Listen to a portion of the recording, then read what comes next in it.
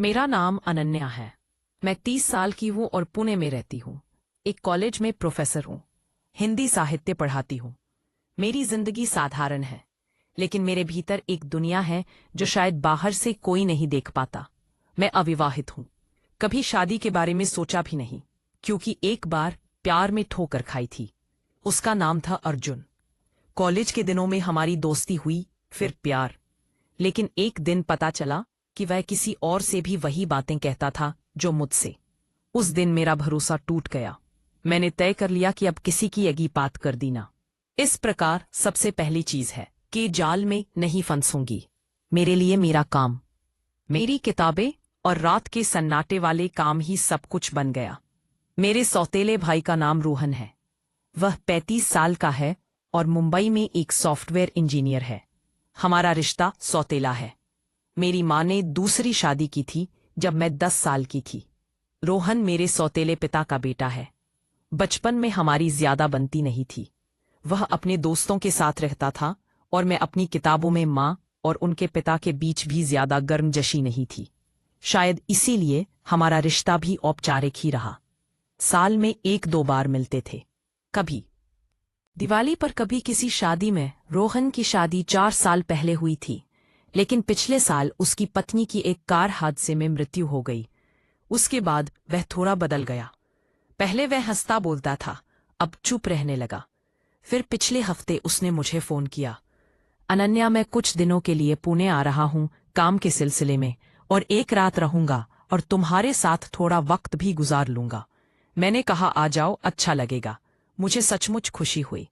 आखिर परिवार का कोई सदस्य घर आए तो मन को सुकून मिलता है। वह शुक्रवार की दोपहर पहुंचा। मैं कॉलेज से लौटी तो देखा कि वह मेरे घर के सोफे पर बैठा चाय पी रहा था। उसने मुझे देखकर हल्की सी मुस्कान दी और बोला, क्या हाल है प्रोफेसर साहिबा। मैंने हंसकर जवाब दिया, बस किताबों और बच्चों के बीच जिंदगी कट रही है। तुम बताओ। उसने चाय का कप टेबल पर रखा और कहा, बस काम और अकेलापन। सोचा काम के बहाने तुमसे मिल लूं। फिर शाम को हमने साथ में खाना बनाया। मैंने दाल और चावल बनाए, उसने सब्जी। किचन में खड़े खड़े उसने कहा, अनन्या, तुम अभी भी वही पुरानी दाल बनाती हो जो मुझे पसंद नहीं थी। मैंने हंसते हुए कहा, और तुम अभी भी वही शिकायत करते हो। कुछ तो बदला करो। खाना खाने के बाद हम लिविंग रूम में बैठे। टीवी पर एक पुरानी फिल्म चल रही थी। हमने थोड़ी देर देखी। फिर मैंने कहा, चलो छत पर चलते हैं। हवा अच्छी चल रही है। पुणे की शाम ठंडी और सुहानी होती है।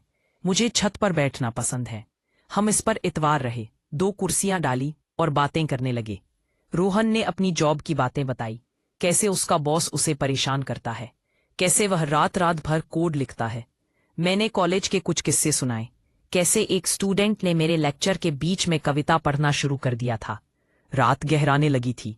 करीब 10 बजे मैंने कहा, रोहन, अब सोते हैं, मुझे सुबह कॉलेज जाना है। उसने सहमति में सिर हिलाया। मेरा घर 2 मंजिला है।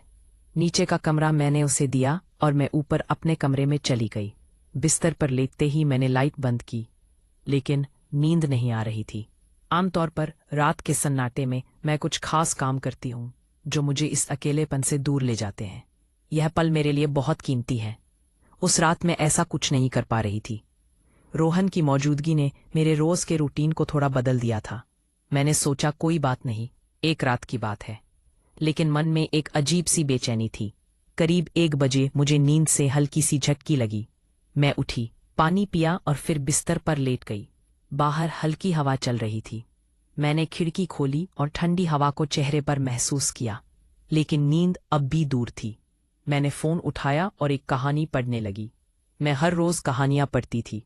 आज की कहानी एक ऐसी लड़की की थी जो मेरे जैसी थी और उसकी भावनाएं मेरे भीतर कुछ जगा रही थी। फिर मैंने फोन रखा और सोने की कोशिश की, लेकिन मन में एक उथल पुथल थी। फिर करीब 2 बजे मैंने हल्की सी आहट सुनी। मैं नीचे गई तो देखा कि रोहन किचन में पानी लेने आया था। उसने मुझे देखा और कहा, अनन्या, तुम सोई नहीं? मैंने कहा, मुझे नींद नहीं आ रही। उसने कहा, मुझे भी नींद नहीं आ रही, चलो थोड़ी देर बात करते हैं। मैंने हिचकिचाते हुए कहा, ठीक है। फिर हम दोनों मेरे कमरे में आ गए। मैं बिस्तर के एक कोने पर बैठी और वह दूसरी तरफ। फिर अचानक बाहर बारिश शुरू हो गई थी। खिड़की से ठंडी हवा आ रही थी। मुझे ऐसी हवा बहुत पसंद है। फिर हमने इधर उधर की बातें की, लेकिन बातें तो हम पहले ही बहुत कर चुके थे।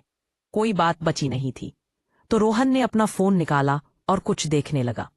मैंने भी अपना फोन उठाया और सोशल मीडिया स्क्रॉल करने लगी। थोड़ी देर बाद उसने कहा, न्या, मुझे नींद आ रही है, मैं यहीं सो जाऊं। मैंने कहा, नहीं, तुम नीचे अपने कमरे में जाओ। उसने नाखुशी से मुंह बनाया और कहा, अरे मुझे परेशान मत कर। फिर उसने आंखें बंद की और 2 मिनट में सो गया। मैं उठी, बाथरूम गई और अपने तंग कपड़ों को बदलकर ढीले नाइट सूट में आ गई। मुझे तंग कपड़ों में नींद नहीं आती। वापस लौटकर मैं बिस्तर पर बैठी और फोन पर वही कहानी फिर से पढ़ने लगी। रोहन सो रहा था और उसकी सांसों की आवाज कमरे में गूंज रही थी। मैं उन कामों को नहीं कर पा रही थी जो मुझे रात के सन्नाटे में सुकून देते हैं। कहानी पढ़ते पढ़ते मेरा मन उसमें खो गया। उस लड़की की जिंदगी मेरे सामने चल रही थी। उसका अकेलापन, उसकी बेचैनी, सब कुछ मेरे भीतर कुछ हिला रहा था। मैंने फोन रखा और सोने की कोशिश की, लेकिन नींद नहीं आई। रोहन की खर्राटों की आवाज मुझे और परेशान कर रही थी। अगर वह वहां नहीं होता तो शायद मैं अपने विचारों में डूब जाती या कुछ ऐसा करती जो मुझे रात के अकेलेपन में अच्छा लगता है। लेकिन उसकी मौजूदगी ने सब कुछ रोक दिया था। मैं अपने ही ख्यालों में उलझ गई थी। तभी रोहन ने करवट बदली और सीधा हो गया। उस पे से हल्का सा कंबल सरका। उसने पतला सा कुर्ता और पायजामा पहन रखा था। रोहन की शक्ल अंधेरे में साफ नहीं दिख रही थी, लेकिन उसकी हरकत ने मुझे चौंका दिया। मैंने नजरें फेर ली, लेकिन मन में एक अजीब सी हलचल हुई। मैं खुद को शांत करने की कोशिश कर रही थी, लेकिन कुछ ऐसा था जो मुझे बार बार उसी ओर खींच रहा था। मेरा दिल तेजी से धड़कने लगा। मैंने सोचा, यह क्या हो रहा है? मैं ऐसा क्यों सोच रही हूं? एक तरफ डर था कि अगर मेरे विचारों ने रास्ता बदल लिया तो क्या होगा। दूसरी तरफ एक अनजानी उत्सुकता थी। मैंने खुद को समझाया, लेकिन मन का एक कोना कुछ और बह रहा था। मैंने गहरी सांस ली और आंखें बंद कर ली, लेकिन नींद अब भी कोसों दूर थी। तभी रोहन का फोन बजा। वह गहरी नींद में था, लेकिन फोन मेरे पास रखा था। स्क्रीन पर एक के बाद एक मैसेज आ रहे थे। मैंने सोचा, इतनी रात को कौन है? जिज्ञासा ने मुझे घेर लिया। मुझे उसका पासवर्ड पता था। उसने एक बार मजाक में बताया था। मैंने फोन खोला। मैसेज उसकी एक दोस्त के थे। कुछ तस्वीरें और छोटे छोटे वीडियो थे। मैंने एक वीडियो खोला। जो देखा उसे देखकर मेरी सांसें थम गई। यह कुछ ऐसा था जिसकी मैंने कल्पना भी नहीं की थी। मेरे हाथ कांपने लगे। मैंने दूसरा वीडियो देखा, फिर तीसरा। हर वीडियो मेरे भीतर की बेचैनी को बढ़ा रहा था। मैं समझ नहीं पा रही थी कि मैं यह क्यों देख रही हूं और क्यों इसे रोक नहीं पा रही हूं। समय बीतता गया। मेरा मन अब पूरी तरह उलझ चुका था। मैंने फोन रखा और रोहन की ओर देखा। वह अभी भी सो रहा था। उसकी सांसें नियमित थीं, लेकिन मेरे भीतर एक तूफान उठ रहा था। डर और उत्साह का मिश्रण मुझे परेशान कर रहा था। मैं धीरे से उसके पास खिसकी। मेरा इरादा कुछ नहीं था, बस एक अजीब सी चाहत थी। मैंने अपना हाथ हल्के से उसके कंधे पर रखा, जाए जैसे सोते हुए अनजाने में कोई हरकत हो। वह नहीं हिला। मैंने राहत की सांस ली, लेकिन मेरे भीतर की उथल पुथल कम नहीं हुई। रात गहराती जा रही थी। मैंने खुद को रोकने की कोशिश की, लेकिन हर पल मेरे विचार और गहरे होते जा रहे थे। मैंने सोचा, शायद ये सिर्फ एक नाइट की बात है, सुबह सब सामान्य हो जाएगा। लेकिन तभी रोहन की आंखें खुल गई। मैंने जल्दी से नजरें फेर ली और सोने का नाटक किया। मेरा दिल जोर जोर से धड़क रहा था। उसने कुछ नहीं कहा, बस मुझे देखता रहा। फिर वह उठा और बाथरूम की ओर चला गया। मैं बिस्तर पर पड़ी रही, अपने विचारों से लड़ती हुई। जब वह लौटा तो उसने कहा, अनन्या, तुम ठीक हो? मैंने हल्के से सिर हिलाया। उसने फिर कहा, मुझे लगता है मुझे नीचे सोना चाहिए। मैंने कुछ नहीं कहा, पर चला गया। लेकिन उस रात के बाद मेरे भीतर कुछ बदल गया। मैं अब भी उस पल को समझ नहीं पाई हूँ। शायद यह सिर्फ एक कमजोर क्षण था, या शायद कुछ और। अगली सुबह मैं जल्दी उठी। रात की घटना मेरे दिमाग में घूम रही थी। मैंने कॉफी बनाई और छत पर चली गई। रोहन अब भी सो रहा था। मैंने सोचा, क्या वह कुछ जानता है? मन में एक डर था, लेकिन साथ ही एक अजीब सा सुकून भी। मैंने खुद को समझाया, जो हुआ उसे भूल जा। यह बस एक रात की बात थी, लेकिन मन का एक कोना कह रहा था कि यह इतना आसान नहीं है। रोहन करीब 9 बजे उठा। उसने मुझे छत पर देखा और ऊपर आ गया। गुड मॉर्निंग, उसने कहा। उसकी आवाज में कोई अजीब नहीं था। मैंने भी सामान्य तरीके से जवाब दिया, गुड मॉर्निंग, कॉफी लोगे? उसने हाँ कहा। हम चुपचाप कॉफी पीते रहे। फिर उसने कहा, अनन्या, रात को मुझे कुछ अजीब सपने आए। मेरे हाथ में कॉफी का कप हल्का सा कांपा। मैंने पूछा, कैसे सपने? उसने हंसते हुए कहा, पता नहीं, शायद ज्यादा थकान की वजह से। मैंने राहत की सांस ली। शायद वह सचमुच कुछ नहीं जानता था। दिन भर हमने सामान्य बातें की। मैं कॉलेज गई, वह घर पर रहा। शाम को हम बाजार गए, कुछ सामान खरीदा, लेकिन मेरे मन में रात की बात बार बार आ रही थी। मैं समझ नहीं पा रही थी कि मेरे साथ क्या हो रहा है। क्या यह सिर्फ एक कमजोर पल था या मेरे भीतर कुछ और जाग रहा था? रोहन के साथ मेरा रिश्ता हमेशा सौतेला रहा था, ना ज्यादा करीबी ना ज्यादा दूर। लेकिन उस रात के बाद कुछ बदल गया था। उस दिन रोहन ने मुझे बताया कि वह 3-4 दिन और यही रहने वाला था। यह सुनते ही मेरा मन उदास हो गया, क्योंकि रात के सन्नाटे में मुझे किताबें पढ़ना, किताबें लिखना, कहानियां पढ़ना अच्छा लगता था, जो मुझे सुकून देते थे। अब 3-4 दिन और मुझे इन कामों से छुट्टी लेनी पड़ेगी। रोहन 4 दिन तक मेरे यहाँ रहा। हर रात मैं सोचती कि क्या फिर वही होगा, लेकिन ऐसा कुछ नहीं हुआ। वो तनाचा आता है, अपने कमरे में सोता और मैं अपने में। लेकिन मैं अपने फेवरेट काम नहीं कर पाती, जैसे किताबें लिखना, किताबें पढ़ना। फिर भी मेरे मन में एक अजीब सी हलचल थी। 5वें दिन वह मुंबई वापस चला गया। जाते वक्त उसने कहा, अनन्या, फिर मिलेंगे, अपना ख्याल रखना। मैंने हाँ में सिर हिलाया। लेकिन जब वह गया तो घर में एक अजीब सा खालीपन जा गया। उसके जाने के बाद मैंने अपनी डायरी खोली और सब कुछ लिख दिया। रात की बेचैनी, मेरे विचार, मेरी उलझन, सब कुछ। लिखते वक्त मुझे एहसास हुआ कि शायद ये सिर्फ एक रात की बात नहीं थी। मेरे भीतर कुछ बदल रहा था। मैंने सोचा, क्या मुझे जिंदगी को एक और मौका देना चाहिए? क्या मुझे अपने अतीत को भूलकर आगे बढ़ना चाहिए? रोहन के साथ जो हुआ वह शायद एक बहाना था। असल में यह मेरे अपने मन की लड़ाई थी। फिर कुछ दिन बाद रोहन ने फिर फोन किया। उसकी आवाज में वही पुरानी गर्मजोशी थी।